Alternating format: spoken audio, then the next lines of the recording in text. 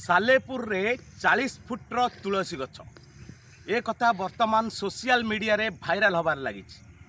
तो सही कथा सत्यता जानापी आम आसी पहुँची सालेपुर ब्लॉक अंतर्गत बालीसाई गाँव में। तो मो पछरे आपण मैंने देखुवे से सत्यजुगर तुलसी गछ जोटा एबे सोशल मीडिया रे बहुत भाइराल होउछि। तो ये हेउछि सेई गछ जो गछ सालेपुर चर्चार विषय साउंटिछि सबुठी सारा ओडिशा रे भाइराल होबाकू लागिछि। सत्यजुगर तुलसी गछ प्रकृत में सत्यासत्य जानापी आम आसी पहुँचीलु से बालीसाई ग्राम में। बर्तमान से सत्यजुगर तुलसी गछ पाखर मुझी आपण मानक देखा देखु यार गोलेई केते मोटा एवं गछ देखु संपूर्ण भाव में। तो देखु बर्तमान से गछर मोटेई उच्च एवं सबकि मुझे देखी बर्तमान देखु से गछ प्राय अनुमानिक हिसाब से जहाँ अंचल लोक मैंने कहते यार प्राय 40 फुट उच्च हेब एवं गोलेई पाखापाखि प्राय 7 फुट हबार अनुमानिक भाव में लोक मैंने अंचलवासी कहवा कथा कि यह सत्यजुगर तुलसी। देखंतु ये गछ पाखरे गोटे विशेष महत्व होची। आसी पहुँचला पर आम अनुभव करूँ ये गोटे अलग प्रकार भावावेग सृष्टि होची। देखंतु केमती किभली भाव में केते उच्च एवं तुलसी गछटी संपूर्ण भाव में होती चारिपटे बंध भाव में संपूर्ण भाव में बांधी देइछन्ति लोक माने। तो बर्तमान से सबूर सत्यता जानापी आम जिते आसी पहुँची किछि मुहूर्त देखिलु गछर एवं मो पछरे देखुथिबे से गछटी संपूर्ण भाव में गोटे आध्यात्मिक परिवेश सृष्टि करुच्ची। अनेक लोक आसी एठारे देखुचंदी एबे प्रकृत में कहिया गले जहाँ भावावेग सृष्टि करुच्ची आसला पर गोटे अलग प्रकार केमती फील होउची अलग प्रकार केमती आध्यात्मिक भाव भक्ति भाव सृष्टि होउची। आपण माने देखुथिबे से गछ एवं से गछ चारिपटे केमती एठिकार लोक अंचलवासी माने केमती चारिपटे बाड़ बुझीचंदी एवं संपूर्ण भाव में पूजा मध्य होउची। एबे जदिओ केही मनुष्य नांती तो बर्तमान देखु जहाँ लोक कहवा कथा कि यही जो कुंडटी बागिया अच्छी तो ये आसतु देखिए मो कैमेरा पर्सन को कहि देखूँ ये गोटे आवृत बागिया है। लोक कहवा कथा कि अंचल लोक कहवा कथा पूजारी कहवा कथा कि आरी भितर कि क्षीर दि जाए एवं नाग आसी एवटू ही पीयंती बोली जहाँ सूचना दौरान गाँ लोक ये किसी नाग रही ठाकुर नाग ये क्षीर दि जाए और सी पीयंती बोली जहाँ सूचना दि जाए। और आसतु देखिए आउ गोटे जिनस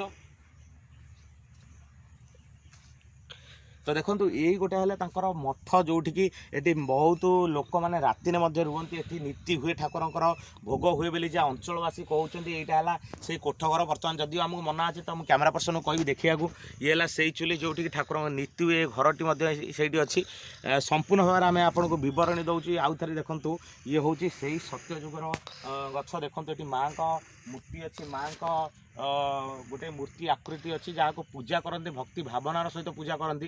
एवं सत्यजुगर तुलसी जदिओ तुलसी पत्र सेमती किसी देखा भी तुलसी पत्र भली नुहे बास्ना नुहे कि लोकों कहवा कथा कि सत्यजुगर गछ एवं रुक्मणी सहित ये गछर बहुत संपर्क अच्छी बोली जहाँ कहती। एवं सुनार जो किसी लोक कहते मुझे भयस देखुची शुणु ये हूँ से लोक किसी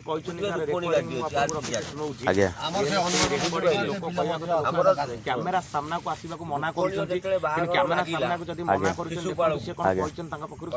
रेकर्डिंग रखी गुप्त रेकर्डिंग प्रशासन कर शिशुआ पाखे श्रीकृष्ण कौन कले हरण कर गादी से बेदी आगे आम यही सीधा पूरा मझे देखिए कथा बुझे हाँ हाँ से हूँ रुक्मणी गादी बेदी से श्रीकृष्ण बाहर से मोर आमर माँ मैंने भी कहते से लाइन नाला से आसिक शोले कौटी ना नई पवन से लाइट गोटे आसो प्रसेसन कर सीधा आसवे बुझिपाल आसवे ये मोर गोटे कूଅ थिला पूरा कूଅ टोटाल तले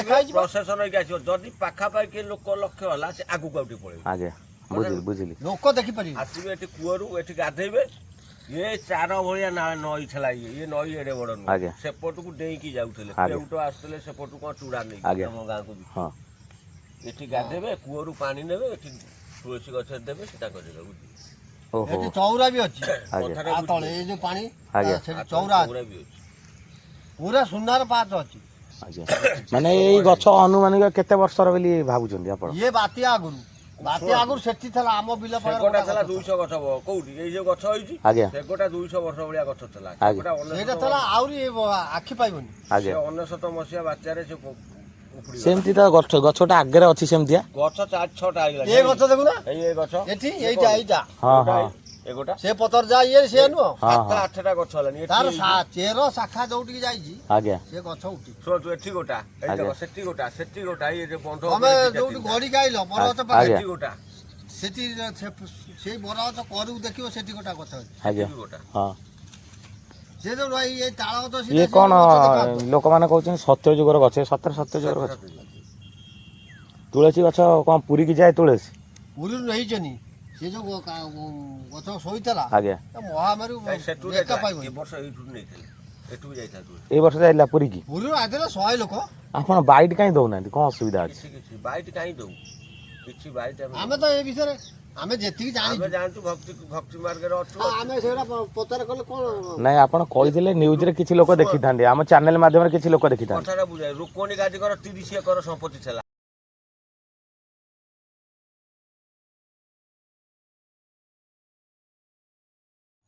ବର୍ତ୍ତମାନ ସେଇ ତୁଳସୀ ପତ୍ରକୁ ଆମେ ଆପଣଙ୍କ ଆଗରେ ଦେଖନ୍ତୁ ନେଉଛୁ ଏବଂ ତାର ବାସ୍ନା ପରଖୁଛୁ। ଯଦିଓ ତୁଳସୀର ସେମିତି କିଛି ବାସ୍ନା ନାହିଁ କିନ୍ତୁ ଅଞ୍ଚଳବାସୀଙ୍କ କହିବା କଥା ଏବଂ ଏଠିକାର ଆଖପାଖ ଲୋକ ଯେ ବୟସ୍କ ଲୋକ କହିବା କଥା କି ସତ୍ୟ ଯୁଗର ତୁଳସୀ ବୋଲି କିନ୍ତୁ ଆମେ ସମ୍ପୂର୍ଣ୍ଣ ଭାବରେ ପତ୍ରକୁ ପରୀକ୍ଷା କରୁଥିଲୁ କୌଣସି ସେମିତି ତୁଳସୀର ବାସ୍ନା ନାହିଁ କିନ୍ତୁ ଲୋକ ଯାହା କହିବା କଥା ମାନେ ଆମେ ସେଇ ଯେଉଁ ସତ୍ୟ ଯୁଗର ତୁଳସୀ ପାଖରେ ପହଞ୍ଚିଛୁ ବାଲି ସାହିରେ ତ ଏଇ ଅଞ୍ଚଳର ସ୍ଥାନୀୟ ବାସିନ୍ଦା କିଛି ଅଛନ୍ତି ତାଙ୍କ ପାଖରୁ ପ୍ରତିକ୍ରିୟା ନେବା। ତ ଏଇ ଯେଉଁ ସତ୍ୟ ଯୁଗର ତୁଳସୀ ଅଛି ଆପଣ ଦେଖୁଛନ୍ତି ଇଏ ଲୋକମାନେ କେତେ ଦିନ ହେଲା ପୂଜା କରୁଛନ୍ତି? 3-4 ମାସ ହେଲା ଏଠି 25ଟା କରିଥିଲେ ହୋମ କରିକିରି ଚଣ୍ଡୀ ପାଠ ଫାଠ କରିକିରି ଠାକୁର ଠାକୁର ତ ଲୋକ କୁହନ୍ତି କି ସତ୍ୟ ଯୁଗର ତୁଳସୀ ଆପଣ କେବେଠାରୁ ଏଇଟା ଦେଖୁଛନ୍ତି ଶୁଣୁଛନ୍ତି କେବେଠାରୁ?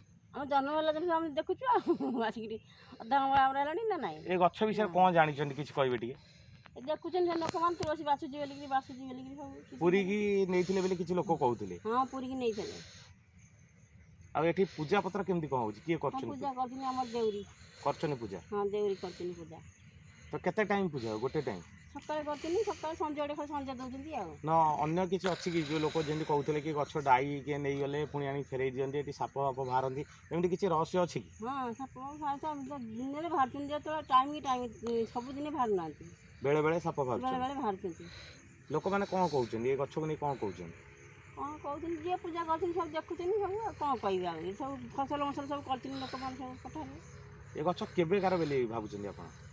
କେତେ ବର୍ଷ ହେଲାଣି ସେ ଗଛଟା ଆଉ ତଥାପି 50 ବର୍ଷ ହେବ କି କ'ଣ ଆଉ। ଆପଣମାନେ ଦେଖୁଥିଲେ ସିଧାସଳଖ ପ୍ରତିକ୍ରିୟା ଦେଉଥିଲେ ଏ ଅଞ୍ଚଳର ଜଣେ ଗ୍ରାମବାସୀ କହୁଥିଲେ କି 50-60 ବର୍ଷ ପ୍ରାୟ କି ତାଙ୍କ ପିଲାବେଳୁ ସେ ଦେଖିଛନ୍ତି। ତ ନିଶ୍ଚିତ ଭାବରେ ଏ ସାଲେପୁର ଅଞ୍ଚଳରେ ଭାଇରାଲ ସୃଷ୍ଟି କରିଥିବା ଏହି ଭିଡ଼ିଓଟି ବର୍ତ୍ତମାନ ସମସ୍ତଙ୍କ ମନରେ ଏକ ଉଦାହରଣ ସୃଷ୍ଟି କରୁଛି।